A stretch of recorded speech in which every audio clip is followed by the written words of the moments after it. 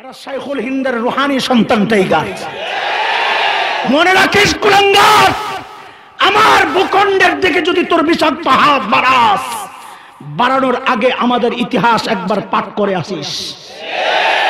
আমাদের ইতিহাস হচ্ছে উলামায়ে দেওবন্দের রক্ত যখন এই উপমহাদেশের জমিন স্পর্শ করেছিল, ব্রিটিশ লাল কুত্তারা পালাতে বাধ্য হয়েছিল।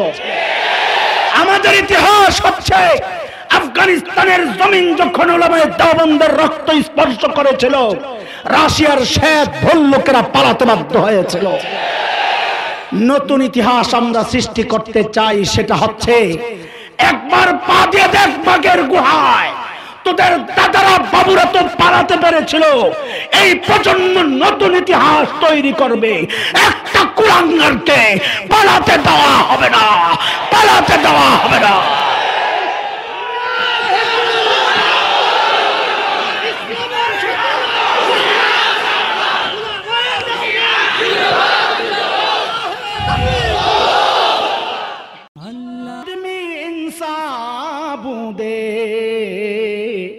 মোহাম্মদ আবু জাহাল হাম এক সাবুদে। আরে সূরাত আর-রূম তো নবী আর আবু জাহেলের পার্থক্য হতো না, কথা ঠিক? শুদ্ধ কোরআন পড়নেওয়ালা কই পাওয়া যায় বলেন এইবার? জোরে বলেন, জোরে বলেন। তাইলে নবীওয়ালা কাজ এক নাম্বার আঞ্জাম দেয় কারা? না খানকাওয়ালারা? বলেন না, মার্কাজওয়ালারা। তো 3 দিনের একটারে আনেন, আমি মক্তবের একটা আনি, তোর 3 দিন আমার মক্তব সমান সমান, যা ধরলাম মানলাম। নিচের নিচের আমার নিচের তো মক্তব, তো তোর নিচের তো 3 দিন নাকি? তো তোর 3 দিন হলো একটা আন, আমার মক্তবের একটা আনি, দিই পড়। আর তোর আমি সাবরে আন, আমি আমার হাফেজ আব্দুল হক সাবরে আনি, দিই পড়। নিজেদেরকে নিজেরাই কয় জাহেল, আমরা বলি না। আলেমরা মাদ্রাসার মসজিদ লয়া থাকুক, আমরা মার্কাজ সামলাই। তো আলেমরা মাদ্রাসার মসজিদ লয়া থাকলে তুই সামলাবি, তো আলেমের উল্টাটা তোর জাহেল। তো তোর জাহেল আমি কইছি না, তুই নিজে কইলি। আরে কথা বুঝেন নাই? আমি জাহেল কইছি, জাহেল তো তুই কইছস। আলেমরা এখানে থাকুক, আমরা এখানে থাকি, তো আমি কি? এরা আলেম, আমি কি? তো তোর জাহেল আমি কইছি নাকি? তুই নিজে কই আবার খেপস খেপ। এই জন্যই তোমরা কই গোড়ায় হাত দাও, সোজা হয়ে যাবো সব। 2 নম্বর যোগ্যতা, ইউযাক্কিহিম, যারা মানুষের আত্মা পবিত্র করে, পরিষ্কার করে, আত্মশুদ্ধির মেহনত করে, তারা নবীওয়ালা কাজ করে। তোমার সাত সপ্তাহ কয় পীর সাহেবের কাছে যাওয়া লাগবে না। হক্কানি উলামায়ে কেরাম বুজুর্গের কাছে না গেলে আত্মা পরিশুদ্ধ করবে কে? রিকশাওয়ালায়।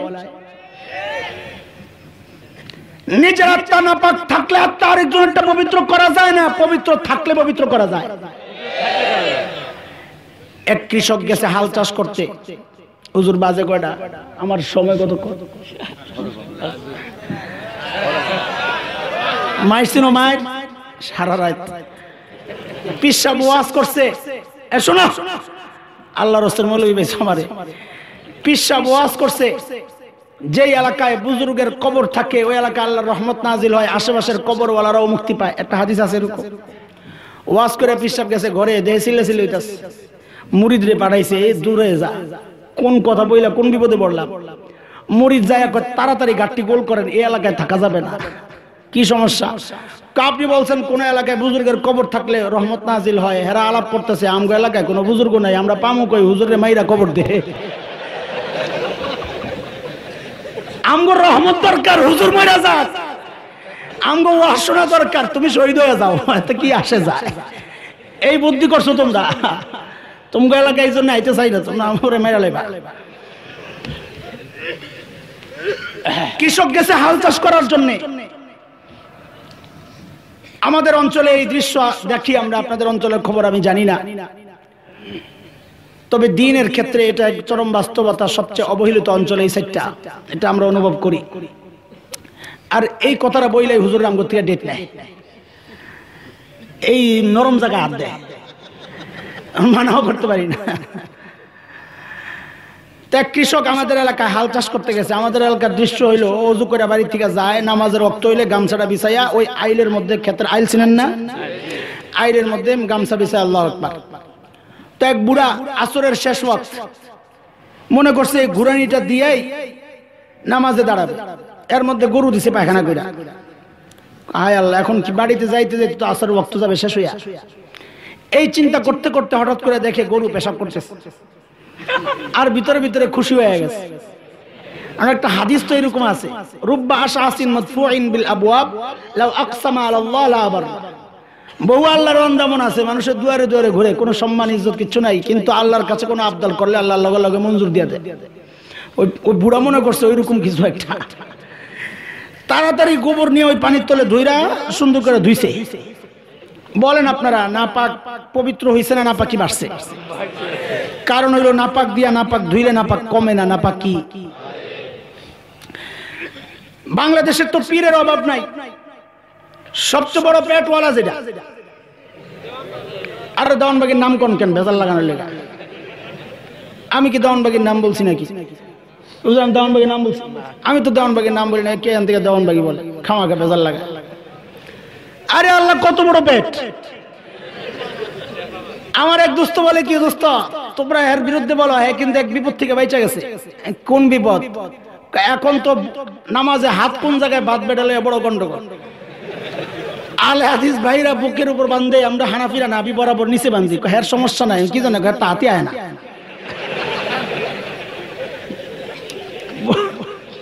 এই পর্যন্ত আসে, আমি তো খবিসে নামাজই পড়ে না।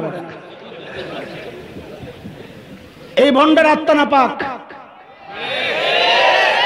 কাজে তার কাছে যারা যাবে, আজকে আমি একটা ভিডিও দেখছি, আমার কাছে আছে, আমি এটা সেভ করে রাখছি। আহারে কি জঘন্য কথাবার্তা! আমাদের শাস্ত্রী সম্রাট আল্লাহর প্রেরিত, আল্লাহর প্রেরিত, তো আল্লাহর প্রেরিতর আরবি কি? রাসূল। তার মানে নবুয়তের দাবি অলরেডি হয়ে গেছে। ও মুসলমান রেডি হও, ও মুসলমান রেডি হও।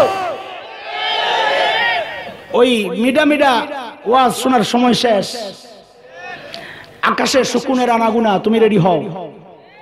এগুলা বললেই তো এখন মনে করবে অনেকে আমরা রাজনীতির আলাপ করি। আমাদের দেশপ্রেম নিয়ে প্রশ্ন তোলে অনেকে। আমি আগেই বলেছি, কওম ও মিল্লাতের সমস্ত জরুরত যারা মিটায় তারাই কওমি সন্তান। আমি শুধু শরীয়তের জরুরত মিটাই না, আমাদের অতীত ইতিহাস সাক্ষী আমরা জমিনের জরুরত মিটাই। আমাদের আকাবির আসলাফদের রক্তের পিচ্ছিল রাস্তায় তোমরা স্বাধীনতা ভোগ করো। আমরা এই দেশে ভাড়াটিয়া থাকতে আসি নাই, এই দেশকে ভালোবাসি, ইঞ্চি ইঞ্চি জমিনকে সোনার চাইতে খাঁটি মনে করি। আর ওই চেতনা লালন করে একটা উচ্চারণ করি বারবার, আমাদের দেশপ্রেম নিয়ে প্রশ্ন কইল না, তোমাদের দেশপ্রেম আমাদের দেখা আছে। কয়েকদিন আগে যখন বিজেপির এক নেতা হুমকি দিল বাংলাদেশ দখল করা দরকার, তখন আমরা দেখেছি ওই কথিত দেশপ্রেমিক, দেশপ্রেমের ফেরিওয়ালারা মুখে কষ্টে লাগায় বসেছিল, কারণ দাদাদের নুন খায়, কথা বললে নুন বন্ধ হয়ে যাবে। কথা বললেই কওমি সন্তানরাই কথা বলেছে, কারণ এই দেশকে ভালোবাসি। বলেছি এ কুলাঙ্গার আয়, ওয়েলকাম, আয় দখল করতে আয় একবার। এগুলা ক্রিকেট খেলার মাঠের টাইগার মনে করছো? নখদন্তহীন দুর্বল টাইগার মনে করছো? আর ওই দুর্বল টাইগারকে হারাইতো তো তোমাকে দেখলাম 13 জন লাগে, 11 জন খেলোয়াড়, 2 জন আম্পায়ার। কথা ঠিক? ওই টাইগার মনে করছে করে? এরা শাইখুল হিন্দের রুহানি সন্তান টাইগার। মনে রাখিস কুলাঙ্গার, আমার ভূখণ্ডের দিকে যদি তোর বিষাক্ত হাত বাড়াস, বাড়ানোর আগে আমাদের ইতিহাস একবার পাঠ করে আসিস। আমাদের ইতিহাস হচ্ছে উলামায়ে দেওবন্দের রক্ত যখন এই উপমহাদেশের জমিন স্পর্শ করেছিল, ব্রিটিশ লাল কুত্তারা পালাতে বাধ্য হয়েছিল। আমাদের ইতিহাস হচ্ছে আফগানিস্তানের জমিন যখন উলামায়ে দেওবন্দের রক্ত স্পর্শ করেছিল, রাশিয়ার শ্বেত ভল্লুকেরা পালাতে বাধ্য হয়েছিল।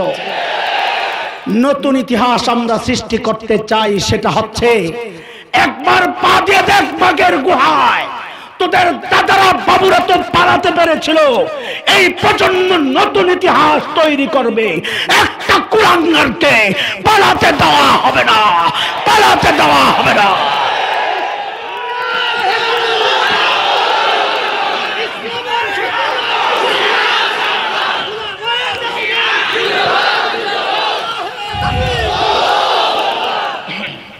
দোস্ত মোহতারাম, বলছিলাম ওই কুলাঙ্গারের আত্মা না পাক। আপনারা আমাকে জিজ্ঞেস করবেন হালসা কাক্তা কালবা, আপনি কি তার অন্তর ফাইরা দেখছেন? তার অন্তর না পাক। আমি ফার্ম করতে আমি কি ডাক্তার নাকি? এই নিজেই কইছি, এই নিজেই বলছে তার আত্মা না পাক। কেমনে? তার এক বই আছে, বইয়ের নাম হচ্ছে রসুল কি আসলে গরিব ছিলেন। আরে আপনি না বললেন না, তার বইয়ের নাম বুঝে নাই। বইয়ের নাম রসুল কি আসলে গরিব ছিলেন। ওই বইয়ের মধ্যে লিখেছে সে নবীকে স্বপ্নে দেখেছে। কি দেখেছে? তার বাবা খাজা বাবা, তার খাজা বাবা সেখানে তার দরবারের কাছে এক রাস্তায় পাহাচারি করছে, পাশের এক নর্দমার মধ্যে আল্লাহর নবী মৃত অবস্থায় পড়ে আছে। আপনারা নাউজুবিল্লাহ বলেন, আমি তো আলহামদুলিল্লাহ বলছি। কারণ এই স্বপ্ন না দেখলে আমরা জানতাম না ওর আত্মা না পাক। কারণ কি? এই স্বপ্নের ব্যাখ্যা কি? আমি যদি যাই তো তুমি বলবা চেহারা তো তার মতোই, লাইন ধরতেছ আস্তে আস্তে, আমি দেব না। স্বপ্নের ব্যাখ্যা, ইসলামের ইতিহাসের সর্বশ্রেষ্ঠ স্বপ্নের ব্যাখ্যা কে দিতেন? ইমাম মুহাম্মদ ইবনে সিরিন রাহমাতুল্লাহি আলাইহি। তার স্বপ্নের ব্যাখ্যার একটা কিতাব আছে তাবিরুর রুয়া। তার মধ্যে তিনি রাসূলকে স্বপ্নে দেখার ব্যাপারে কিছু মূল নীতি লিখেছেন। এর মধ্যে একটা মূল নীতি হচ্ছে, কেউ যদি নবীকে স্বপ্নে দেখে সে নবীকেই দেখেছে, অন্য কাউকে দেখে নাই। কারণ আল্লাহর নবী বলেছেন, মান রাআনি ফিল মানামি ফাকাদ রাআনি ফাইন্নাশ শাইতানা লাম ইয়াতামাসসালি। যে ব্যক্তি আমাকে স্বপ্নে দেখলো সে আমাকেই দেখছে, কারণ শয়তান আমার রূপ ধারণ করতে পারে না। কাজে আমরা ধইরা নিলাম উনি নবীকেই দেখছে। বাকি যা দেখছে তার কি ব্যাখ্যা?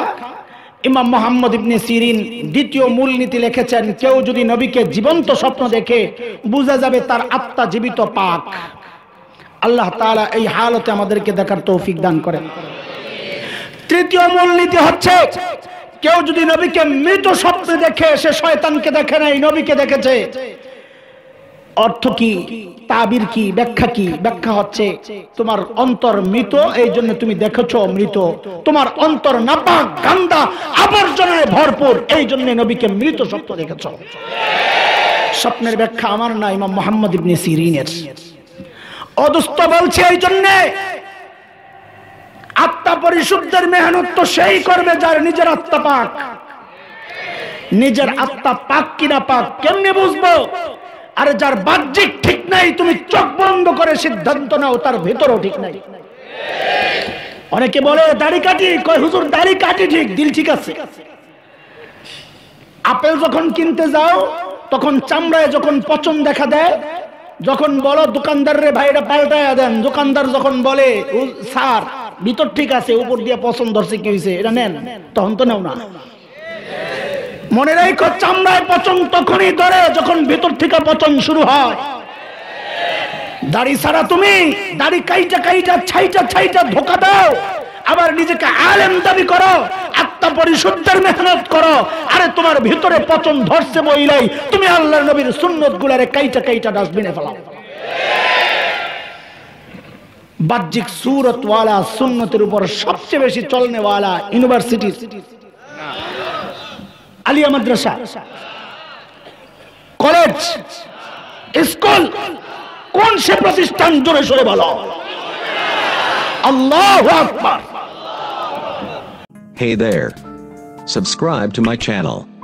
And also press this bell icon, so you never miss any new updates, cause whenever we upload new video you will get a notification on your phone.